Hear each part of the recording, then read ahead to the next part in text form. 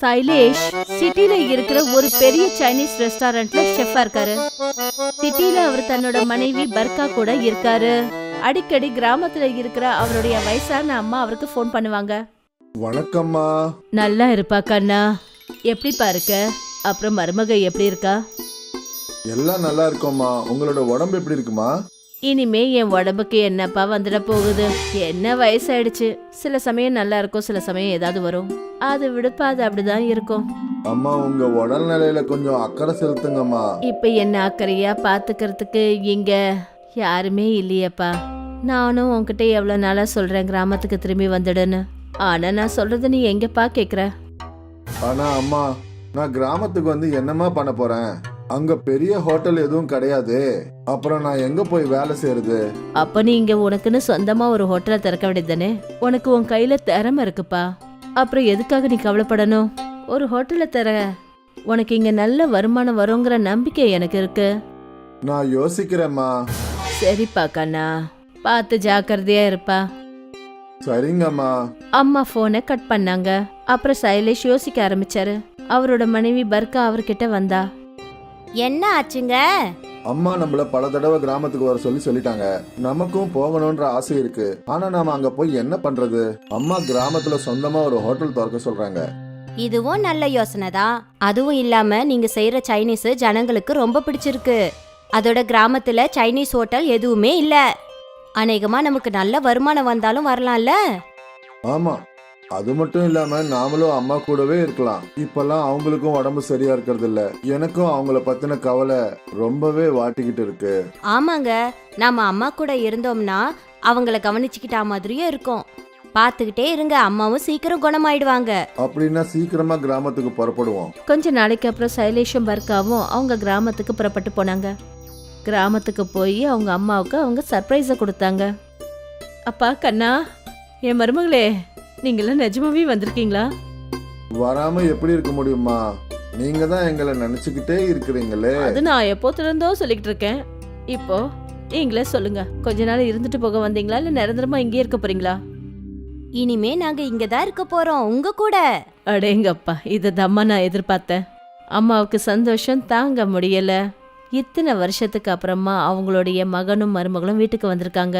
கிராமத்துக்கு வந்ததுமே Shailesh Chinese hotel வைக்கிறதுக்கு கடை தேட ஆரம்பிச்சாரு. பெரிய மார்க்கெட்ல அவருக்கு ஒரு இடம் பிடிச்சு போச்சு. சேட்ஜி, நான் கிராமத்துல சைனீஸ் ஹோட்டல் ஓபன் பண்ணணும்னு நினைக்கிறேன். உங்க கடைக்கு வெளியில இருக்கிற இந்த இடத்துல ஹோட்டல் போட்டா நல்லா இருக்கும்னு நினைக்கிறேன். நீங்க இந்த காலி இடத்த எனக்கு வாடகைக்கு கொடுப்பீங்களா? இந்த இடம் எனக்கு எதுக்கும் உபயோகம் இல்லப்பா. அதனால இந்த இடத்த நான் உனக்கு வாடகைக்கு கொடுக்க முடியும். சரிப்பா, சொல்லு, வாடகை எவ்வளவு கொடுப்ப? 2000 ரூபாய். அந்த காலியான இடத்துக்கு சேட்டுக்கு 2000 ரூபாய் கூட பெருசா தெரிஞ்சது. அப்ப சரிப்பா, மாசம் மாசம் வாடகை பணத்தை சரியா கொடுத்துடணும். சரி சேட்ஜி. அப்புறம் மறுநாளே சைலேஷ் அந்த காலியான இடத்துல தன்னோட சைனீஸ் கவுண்டரை போட்டாரு. அப்புறம் அக்கம் பக்கத்துல சில டேபிள் சேரை கூட போட்டாரு. அப்புறம் சாயந்தரம் ஆனதுமே அவருடைய சைனீஸ் கவுண்டரை ஆரம்பிச்சாரு. கிராமத்துல முதல் முறையா சைனீஸ் ஹோட்டல் ஓபன் பண்ணாங்க. அதனால முதல் நாளே நிறைய கஸ்டமர்ஸ் வந்தாங்க. ஒரு சேஷ்வான் ஃப்ரைட் ரைஸ் கொடுங்க ப்ரோ. எனக்கு நூடுல்ஸ் வேணும். கொடுக்குறேன். சைலேஷ் சைனீஸ் பண்ண ஆரம்பிச்சாரு. அப்புறம் அவரோட மனைவி பர்கா வர கஸ்டமர்ஸ்க்கு பரிமாறினாங்க. சைலேஷ் எந்த அளவுக்கு யோசிச்சாரோ அதை விட பல மடங்கு நல்ல வியாபாரம் நடந்துட்டு இருந்தது.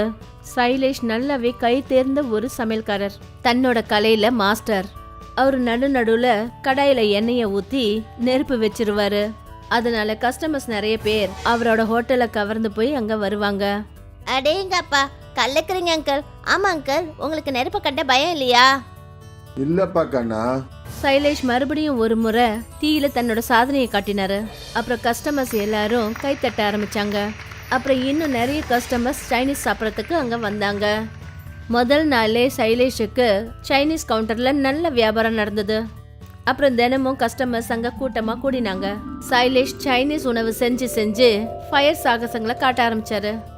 ப்ரோ, நீ பெரிய ஆளுப்பா. உன்னுடைய சாகசங்களோட கூட உணவோட சுவை கூட ரொம்ப அற்புதமா இருக்கு. தேங்க்யூ. உன்னோட சைனீஸ் சாப்பிடுறதுக்கு நாங்க தினமும் வரோம் ப்ரோ. கண்டிப்பா வாங்க சார். சைலேஷும் பர்காவும் ரொம்ப சந்தோஷமா இருந்தாங்க. ஏன்னா அவங்களோட சைனீஸ் உணவு கிராமத்து ஆளுங்களுக்கு ரொம்ப பிடிச்சு போச்சு.